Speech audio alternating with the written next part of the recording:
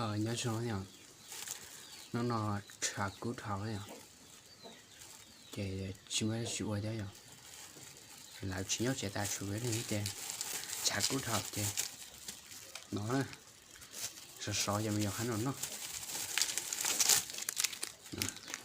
tên nhiều xí thế này, tên là dẫn giao xí nào.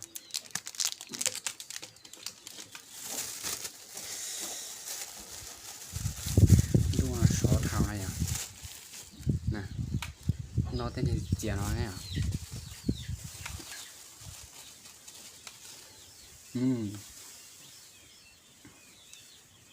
có tụ à xe tiền này nó này ô ta chàng khăn cả tụ nên nó này à thì sẽ thì nói vậy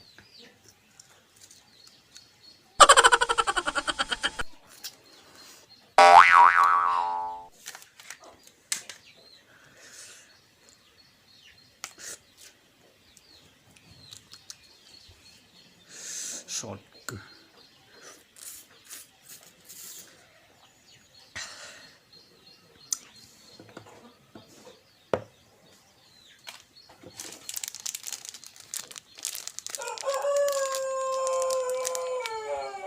nó đấy nhá nó sẽ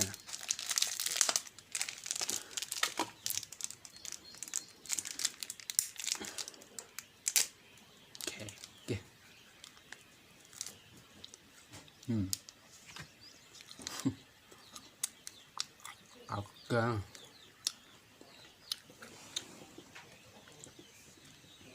là chưa chạy là chơi ấy đấy nhỉ ngon tưởng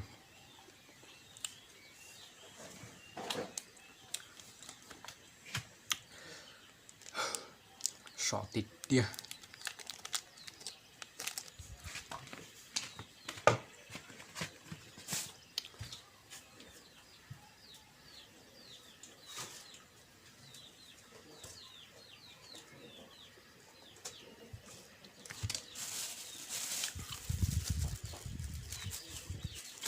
hàng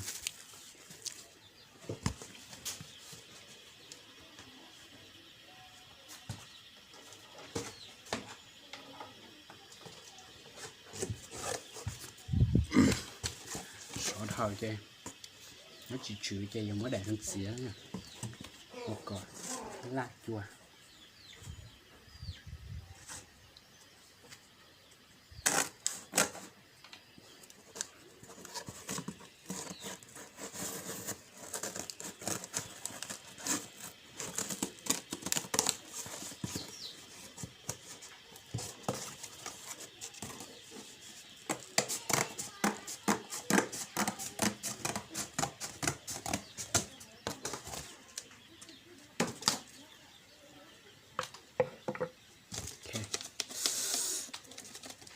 ý cả là xin lỗi sọ thịt tia nữa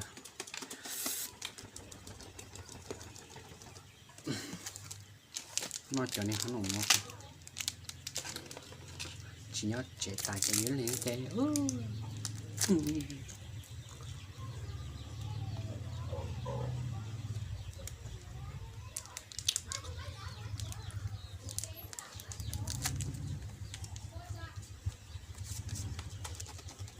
sọ thịt tia chả toàn luôn này đây một chả quân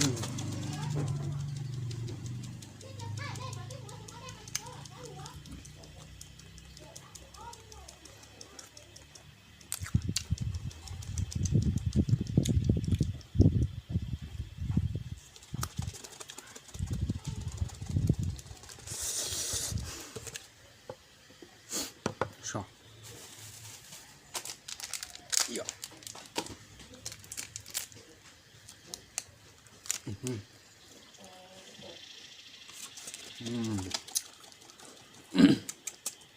Sọ thịt tạng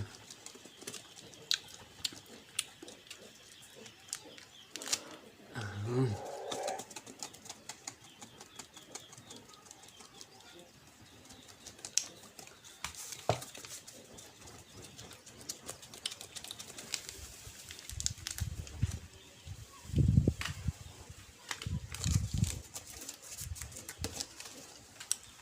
đúng không chắc cú tiền pháo người đó chia nhau chén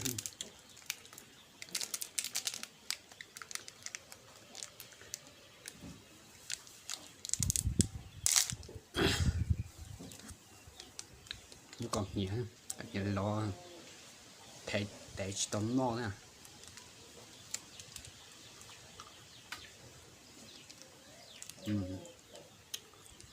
khá vào cam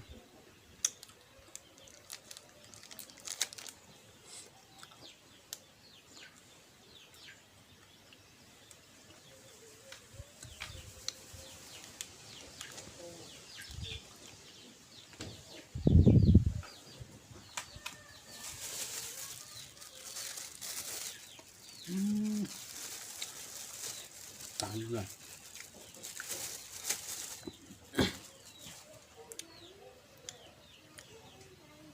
sẽ chia nó kìa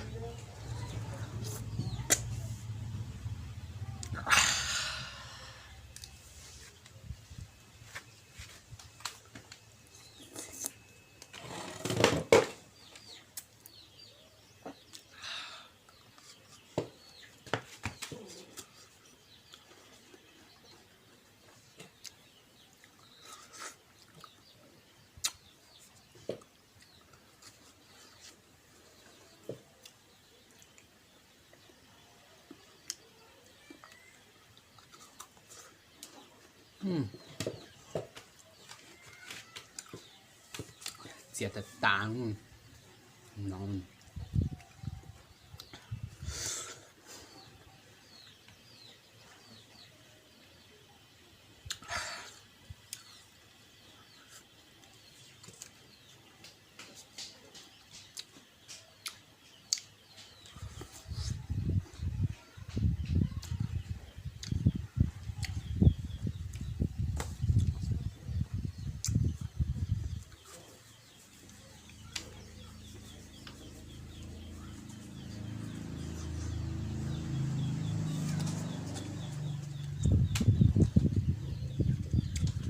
chỉ non lên nhỏ chả nó lên nó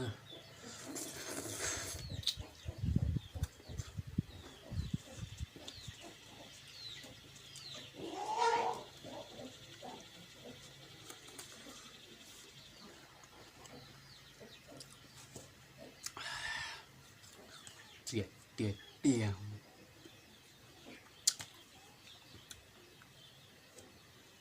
bảoเลยnó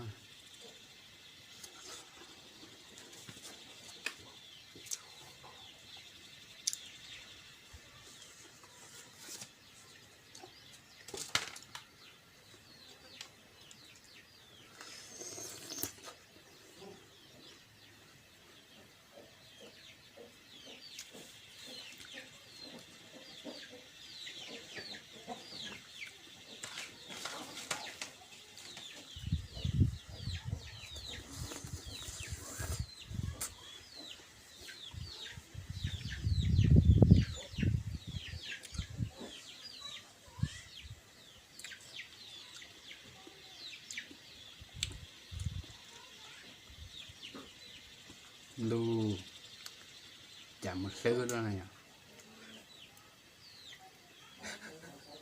sẽ là chỉ là giờ kể tan thôi đấy giờ số thì tia đều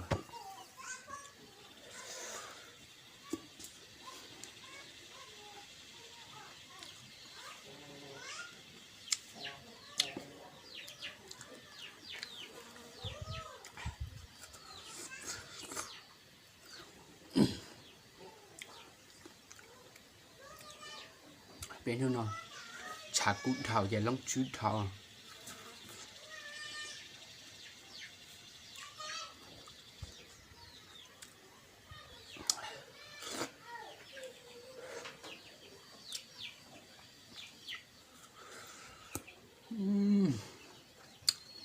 Yeah, rồi tua nha. Thằng nó cả kề sẽ yếu rồi, tóm nó à.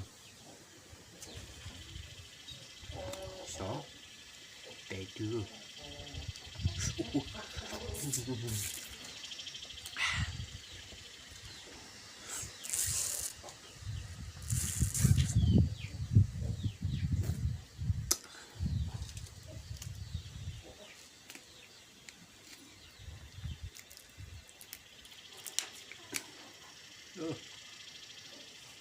Lấy kìa.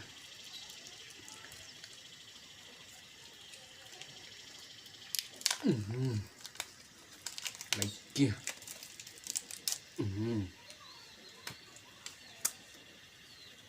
Liếp lòng ra. Dĩa đó là shaker.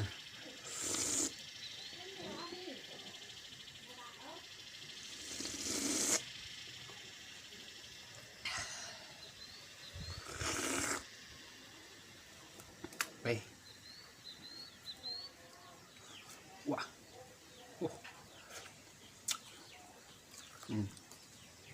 Liếp lòng nha.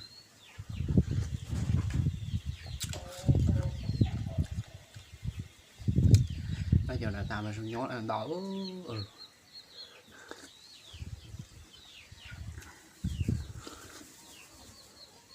Itu nah sama ku tetap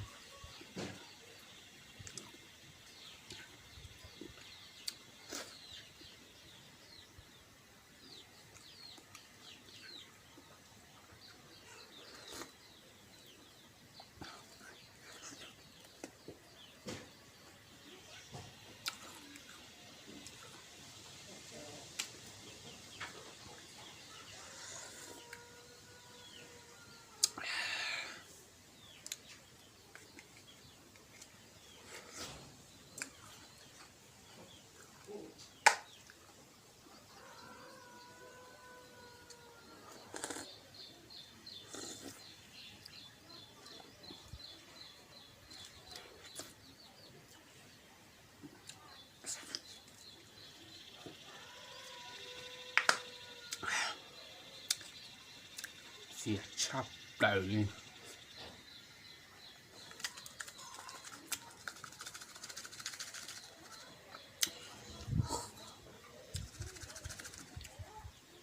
Xong nó ha.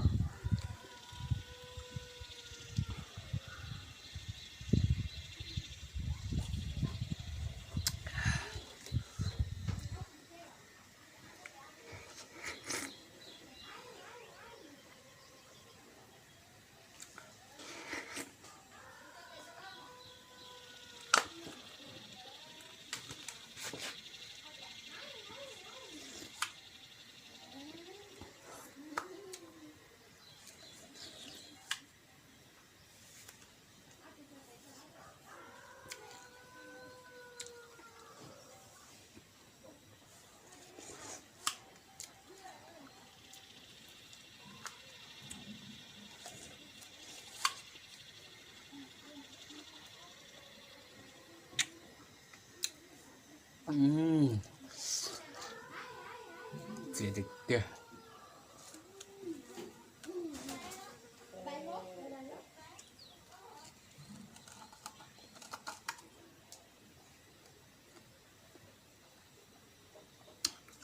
Là lu sẽ cái chắp đầu.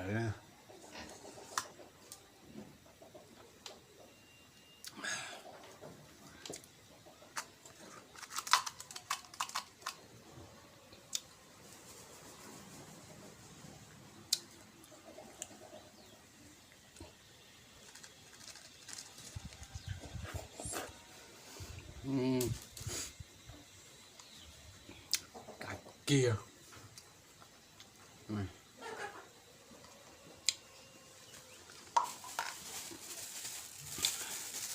Chói như nó. Ăn như nó. Ép đào à. Chỉ nó à. Như nó hiểu. Ui. Chỉ có bông ghét.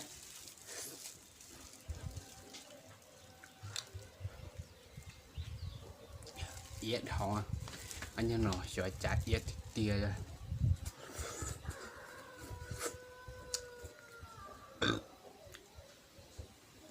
yết bằng gạo đi chua nè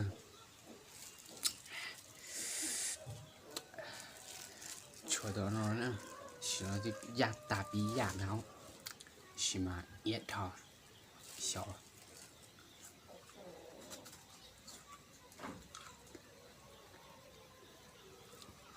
哦，nó nó是qua chỗ nhà nó cho một có trên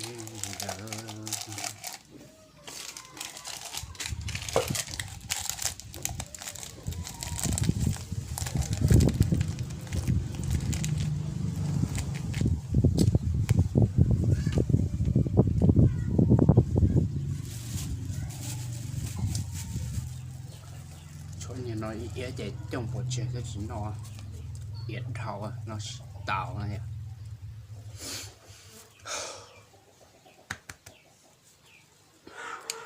nó cho nó tan xong dưới sẽ là còn đau thôi nhá nó sẽ xin chỉ đùa nhá bài đó